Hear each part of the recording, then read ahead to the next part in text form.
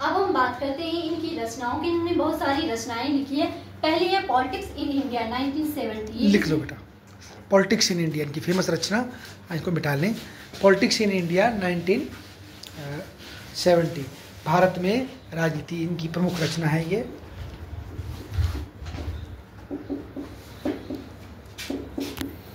In India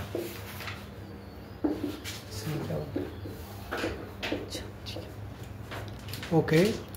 इसमें ये बताते हैं कि 1945 से जो 1967 तक वन पार्टी डोमिनेंस, हाँ 47 से या 45 से ना 20 साल कांग्रेस सिस्टम की बात इन्होंने इस बुक में, इसमें गई हुई कांग्रेस सिस्टम। गुड। और दूसरी इनकी बुक है पॉलिटिकल इकोनॉमी ऑफ डेवलपमेंट 1971। रुको बेटा, मैं थोड़ा एक्सप्लेन कर दूं, लिख दो आप कांग्रेस सिस्टम लिखो आप।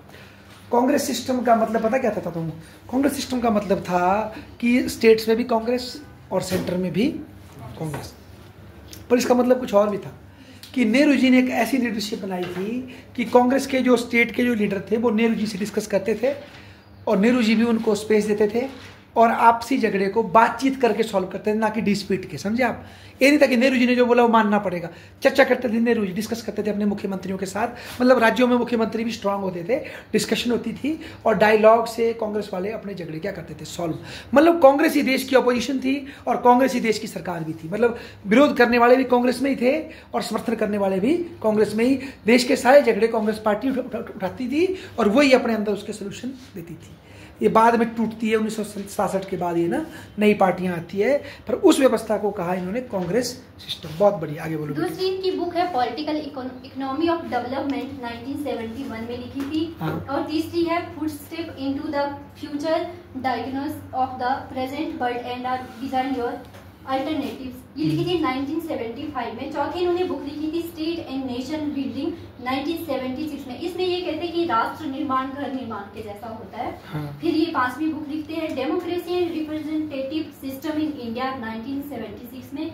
इनकी जो छठी बुक है वो है democratic polity and social change in India, crisis and opportunities 1976।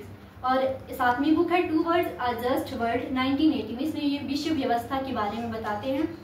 आठवीं जो इनकी बुक है वो है state against democracy in search of human governance. इसमें ये बताते हैं कि जो भारतीय समाज में राज्य है उसमें डेमोक्रेसी, मतलब वो डेमोक्रेसी के लिए उपयुक्त नहीं है, क्योंकि अब क्या हो रहा है, डेमोक्रेसी में जो एलाइट वर्ग है उनका ज्यादा प्रभुत्व है। फिर इनकी 9वीं बुक है वो है टूवर्ड लिबरेटिंग पीस 1989 में लिखी थी। 10वीं इनकी बुक है rethinking development in search of human alternatives 1989।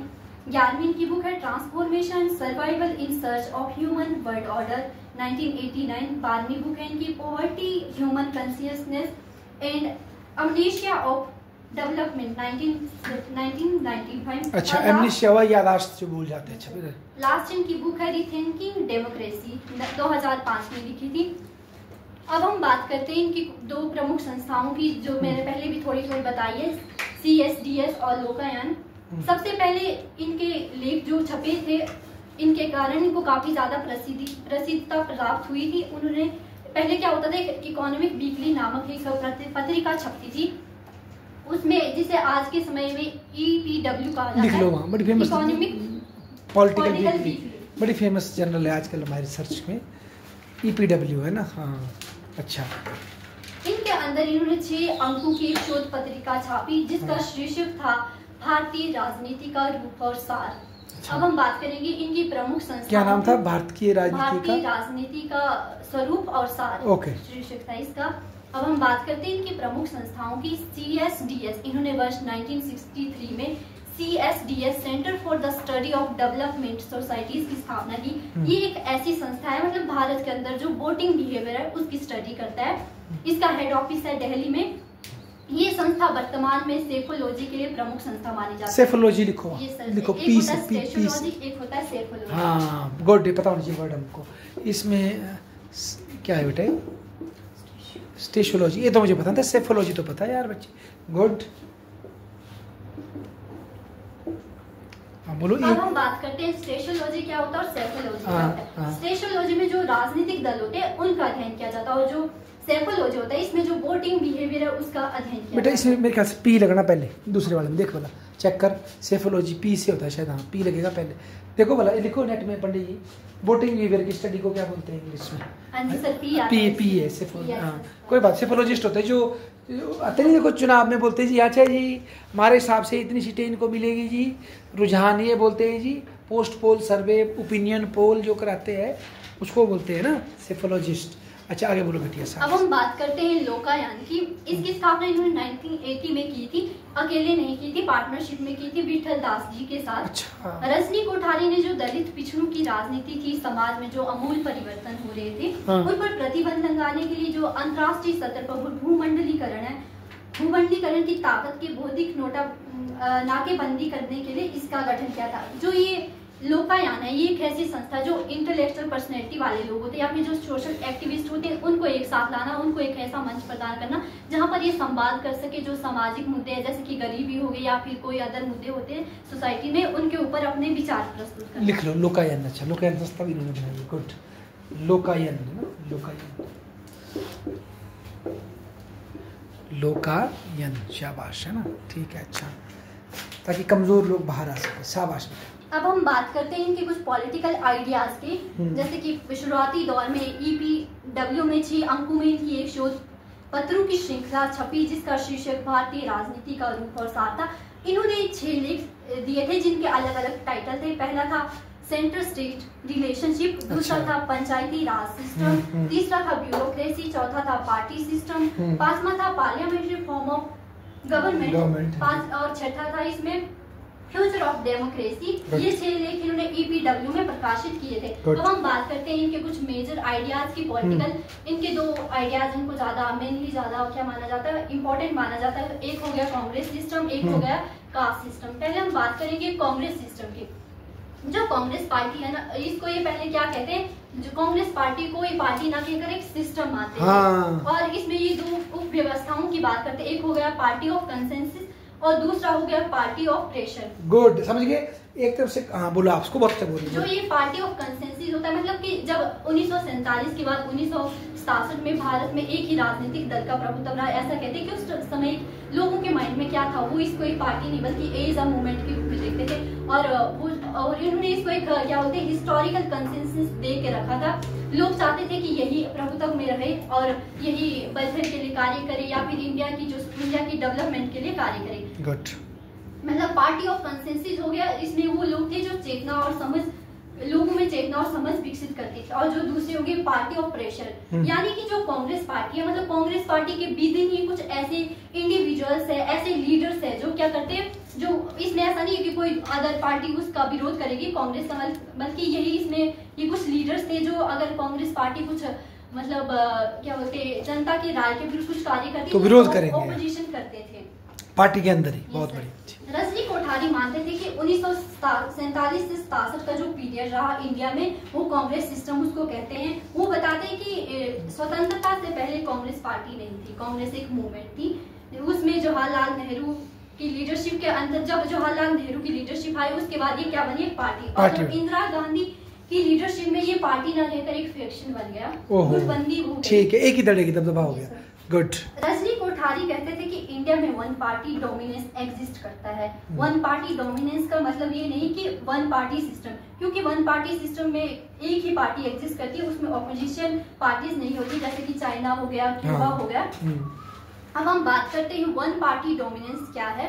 1 party dominance है, इसमें क्या होता है, कॉम्पिटिटिव पार्टी सिस्टम है ये। इसका मतलब है कि जिसमें कई सारी पार्टीज एग्जिस्ट करती है, लेकिन जो पावर में रहती है वो एक ही पार्टी रहती है, उसमें कोई ऑपोजिशन पार्टी नहीं होती है। हालांकि जो अदर पार्टियां होती हैं उनके पास भी मौका होता है, वो भी इलेक्शन लड़ सकते हैं और जीत कर पावर में आ सकते हैं, लेकिन जो एक पार्टी है उसका इतना ज्यादा डोमिनेंस होता है कि बाकी पार्टियों के लिए जीतना उतना आसान नहीं होता है। जैसे कि मैंने पहले भी बताया था, पार्टी ऑफ कंसेंसस की बात करते हैं इसमें और पार्टी ऑफ प्रेशर की बात करते हैं। रजनी कोठारी का कहना था कि कांग्रेस के विदिन ही ऑपोजिशन पार्टी काम करती है। इसका मतलब है कि कांग्रेस के पार्टी के अंदर ही कुछ इंडिविजुअल है, लीडर्स है जो इसका ऑपोजिशन करती है। कांग्रेस, रजनी कोठारी के अनुसार वो कांग्रेस को 3 भागों में विभाजित करते हैं। एक है 1885 से 1947 में आजादी के समय की बात करते हैं, जिसमें और दूसरा ये बताते हैं 1952 के बाद जब जवाहरलाल नेहरू के नेतृत्व में पार्टी बनी, और तीसरी ये बात करते हैं 1967 में जब राजनारायण और इंदिरा गांधी में मतभेद चलते हैं तो गुट बनकर रह जाती है। अब हम बात करते हैं इनके जो कास्ट सिस्टम पर इन्होंने अपने विचार दिए उसके बारे में। ये एक बुक लिखते हैं कास्ट इन इंडिया, उसमें अपने जो कास्ट के बारे में विचार देते हैं। इससे पहले क्या था, जो एमएन राय थे, महात्मा गांधी हो गए या फिर विनोबा भावे जैसे कई चिंतक थे, उन्होंने जाति को एक अभिशाप माना था। और महात्मा गांधी तो वर्ण व्यवस्था को उचित मानते थे बल्कि जाति का विरोध करते थे। रजनी कोठारी पहले ऐसे चिंतक थे जिन्होंने कास्ट सिस्टम को इंडिया के लिए एक पॉजिटिव रोल, इन्होंने कहा कि कास्ट का इंडिया के लिए एक पॉजिटिव रोल है। रजनी कोठारी ये किताब कब लिखी बेटा इन्होंने?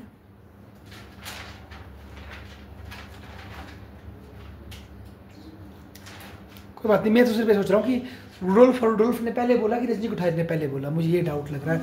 उन्होंने 63 में बोला, इसने कब बोला चेक करना ना। कोई बात नहीं, बोलो अभी आप बोलो। रजनी कोठारी का मानना था कि इंडिया में कास्ट का पॉलिटिसाइजेशन हो रखा है। कास्ट का पॉलिटिसाइजेशन का मीनिंग है कि कास्ट को यूज किया जाता है पॉलिटिकल जो एंड है उसको अचीव करने के लिए। रजनी कोठारी पहले ऐसे चिंतक थे जिन्होंने राजनीति को भारतीय समाज के लिए उपयोगी माना। रजनी कोठारी कहते हैं कि कास्ट की पॉलिटिसाइजेशन होने की वजह से क्या हुआ, जो बैकवर्ड क्लासेस है उनको पॉलिटिकल पार्टिसिपेशन में ज्यादा महत्व दिया जा रहा है। इवन उनकी जो इकोनॉमिक ग्रोथ है उसमें भी क्या हुआ, डेवलपमेंट हो रही है। रजनी कोठारी मानते हैं कि कास्ट तो इनफैक्ट एक प्रेशर ग्रुप की तरह काम करती है जो कि सरकार को निरंकुश बनने से रोकती है, जो गवर्नमेंट पर प्रेशर डालती है कि कुछ खास ऐसी पॉलिसीज बनाई जाए जो वेलफेयर के लिए हो। इससे उन्होंने कहा है कि भले ही भारत में जो राजनीति है, मतलब वो वोट बैंक के लिए राजनीति का जो जाति है इसका राजनीतिकरण किया गया है, लेकिन इसकी वजह से जो पिछले लोग हैं उनका काफी ज्यादा उत्थान हुआ है। जो दबे कुचले लोग हैं उनको भी राजनीति में प्रतिनिधित्व मिला है। गुड। रजनी कोठारी कहते हैं कि इंडिया में जब कास्ट का पॉलिटिसाइजेशन होता है तो ये 3 फेज बताते हैं इसके लिए। जो फर्स्ट फेज है इसमें क्या होता है, जो अपर क्लास है उनमें क्या होता है, पॉलिटिकल पार्टी पावर के लिए संघर्ष होता है। पहले क्या होता था, जैसे जो बड़े वो होते, पहले क्या होता था भारत में कुछ पहले सत्ता के लिए ऊपरी जो जातियां होती थी उनमें संघर्ष होते थे, राजा का बेटा ही राजा बन सकता था, जैसे कि 565 रियासतें थी। अब दूसरे चरण में ये बात करते हैं, इसमें क्या होता है, जो अपर कास्ट और लोअर कास्ट के बीच क्या होता है, अलायंस करती है ये दोनों, ताकि पॉलिटिकल पावर में ये बनी रह सके। और थर्ड फेज में क्या होता है, इसमें जो लोअर कास्ट है उनमें कॉन्शियसनेस आ जाती है, मतलब कि वो क्या हो जाता, जो उसके लीडर है वो लोअर कास्ट के वो एक्सपेंड करते हैं कि ये जो कास्ट से रिलेटेड इश्यूज है उनके बारे में अधिक बात करते हैं। हाँ, और फिर बेटा वो कोशिश सो कॉल्ड लोअर कास्ट कोशिश करती है कि भाई हम अपने लीडर खुद क्यों ना खड़े करें ना, खुद पावर को गेन कर लेती है वो। जो तीसरा चरण था इसमें जो जातियों में चेतना का विकास हुआ, जैसे कि डीएमके की स्थापना होती है जो कि गैर ब्राह्मणों के द्वारा बनाया गया था, और AIDMK जैसे BSF हो गया। इनका कहना था कि जाति का राजनीतिकरण हमारे लिए अच्छा साबित हुआ है इंडियन सिनेरियो में। अब कंक्लूजन देखते हैं इनके बारे में थोड़ा सा। रजनी कोठारी भारत के प्रमुख सिद्धांतकारों में से एक माने जाते हैं। इन्होंने जो ये एक ऐसे चिंतक थे जो इनको व्यावहारिक नेता भी माना जाता है क्योंकि इन्होंने समाज को सुधारने के लिए कई सारे कार्य किए थे। इनका एक कथन है कि भारत में राजनीति का जातिकरण और जाति का राजनीतिकरण हुआ है। धन्यवाद। ठोको ताली बहन के लिए।